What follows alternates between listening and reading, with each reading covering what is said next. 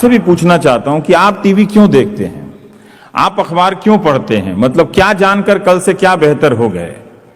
चीजें तो वहीं पहुंच रही हैं कि आप अगर आज ये दंगा है तो 84 का भी दंगे की बात करो तो सब हर घटना की पृष्ठभूमि 20 साल पहले की तो है।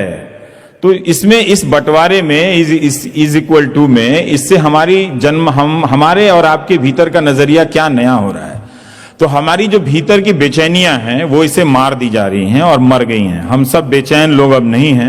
आप सब भी एक ठहरे और एक तरह से ठहर चुके लोग हैं, लेकिन उन बेचैनियों को कुरेदने की जो लिखने की बात है, जो बोलने की बात है, वो अब लगभग समाप्त हो गई है। और वो इसलिए भी कि आप कोई भी टेलीविजन खोलिए वही आदमी है। मैं समझता हूं, मैं हैरान हूं उस एंकर की क्षमता पे भी और उन 4 प्रवक्ताओं के भी कि इतने जल्दी से ये भारत के सभी विषयों पर कैसे बोल लेते हैं और कैसे अंतिम सवाल पूछ लेते हैं। तो ये मैं बदल नहीं सकता, क्योंकि गमे रोजगार की एक नियति है, वो आपके पास भी, वो मेरे पास भी, मैं कर रहा हूं। लेकिन मैं आपको बता दे रहा हूं कि मैं बहुत श्रद्धा की नजर से नहीं देखता कि आप टीवी देखते हैं। मैं यही पूछता हूं कि ये कौन लोग हैं जो टीवी देख रहे हैं और क्यों देख रहे हैं? मेरा तो एक कारण है कि मेरा तो रोजगार है। आपका क्या कारण है मुझे ये समझ में नहीं आया और इस बात से मैं पागल हुए जा रहा हूं। इतने सारे संत लोग साबुन बनाने लगे हैं तो किस दिन पत्रकार का भी साबुन नहा लो भाई।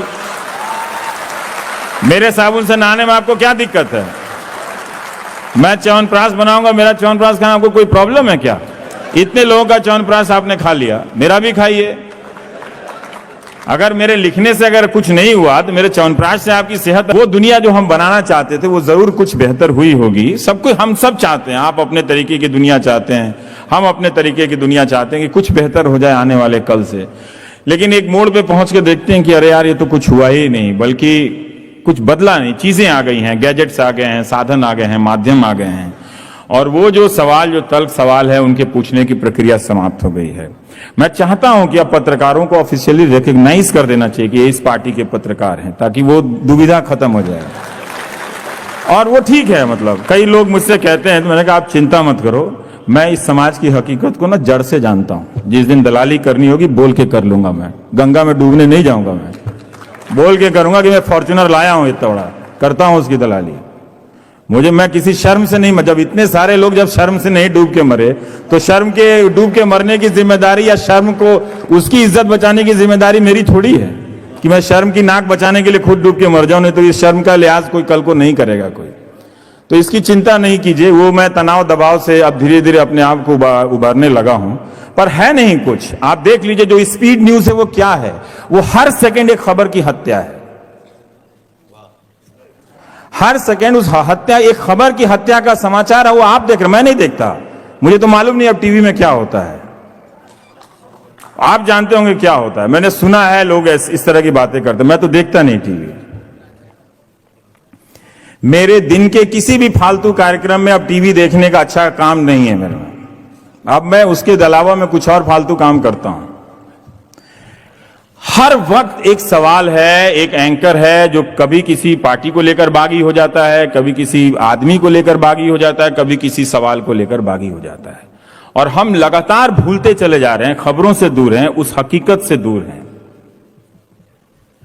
क्या नेशनल दस्तक उस रिपोर्टिंग को वापस ले आएगा? क्या एक डॉक्टर को बनने में, पढ़ने में उसको 10 साल लगता है एमबीबीएस। मेरा अपना मानना है कि एक रिपोर्टर को रिपोर्टर बनने में 10 साल लग जाते हैं। जब वो बहुत लोगों से मिल लेता है, बहुत इलाकों से घूम आता है, तब जाकर उसको पता चलती है ये बात की रिपोर्टिंग कैसे की जाती है। अब कोई चैनल उस अपने रिपोर्टर से नहीं जाना जाता। मैं जिस माध्यम से आता हूं मैं उसकी बात कर रहा हूं।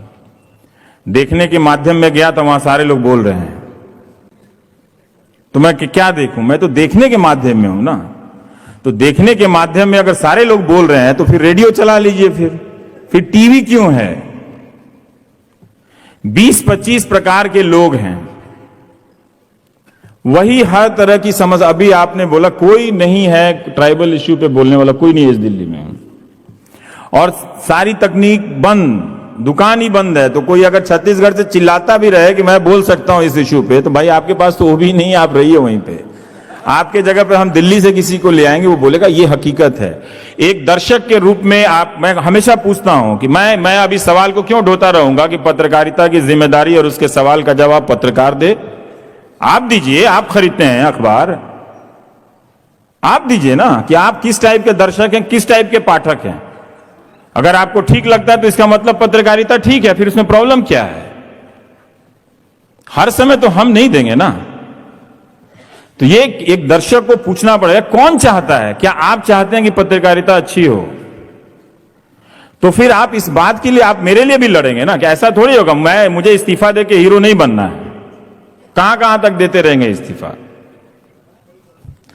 आपकी भी जिम्मेदारी है कि आप मेरी रक्षा तो कीजिए। आप वही अखबार खरीदे जा रहे हैं, वही टेलीविजन चैनल देखे जा रहे हैं, कहीं कुछ आप बदलने के लिए तैयार नहीं है और हम इस भ्रम में बागी हुए जा रहे हैं कि हम आपको बदल रहे हैं। तो आप बदलेंगे नहीं। एक सवाल आपने पूछा स्टालिन साहब कि क्या कोई फर्क पड़ना चाहिए। मुझे लगता है कि अगर बातों से, घटनाओं से अगर फर्क नहीं पड़ता है तो आपको कम से कम पत्रकार तो नहीं होना चाहिए था।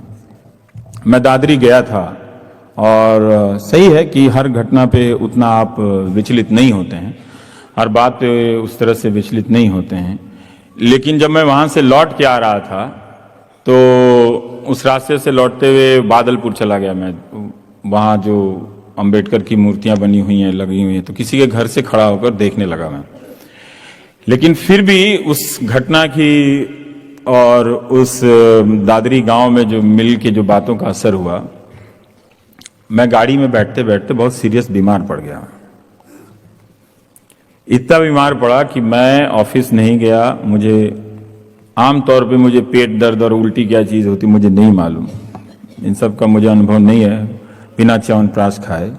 लेकिन मैं उल्टी हुई और घर जाकर मैं सोफे पे लेट गया। मुझे लगा कि सबसे बीमार आदमी मैं ही हूँ। मैं ऑफिस नहीं गया। उसके बाद से मेरे कई दोस्त मुझे फ़ोन करके डांटने लगे कि तुमने कोई ठेका ले रखा है। मैंने कोई ठेका नहीं ले रखा। वहाँ 50 लोग मेरे अलावा और भी गए थे और वो लोग भी रिपोर्टिंग कर रहे थे। मैं भी अपने आज के दिन के लिए रिपोर्टिंग करने के लिए गया था कि मुझे वो बहस नहीं करनी थी। लेकिन अगर आप अपने समाज के भीतर की असहिष्णुता को देखकर विचलित नहीं होते हैं, उससे प्रभावित नहीं होते हैं, इसका मतलब आप में कुछ गड़बड़ी है। आप कम से कम योगा तो जरूर कर लीजिए आप, और अगर कुछ नहीं कर सकते हैं तो आप में कुछ तो कमियां हैं। आपके पास सोशल मीडिया है, ट्विटर है, आप सहिष्णुता असहिष्णुता का जितना मजाक उड़ाना चाहते हैं उड़ा लीजिए। ये जो समूह बनाते हैं लोग मजाक उड़ाने वाले में से, उसी में से एक दिन आपको जब निजी तकलीफ होगी ना तो वो लोग वैसे ही हंसेंगे और आप अकेले पड़ जाएंगे।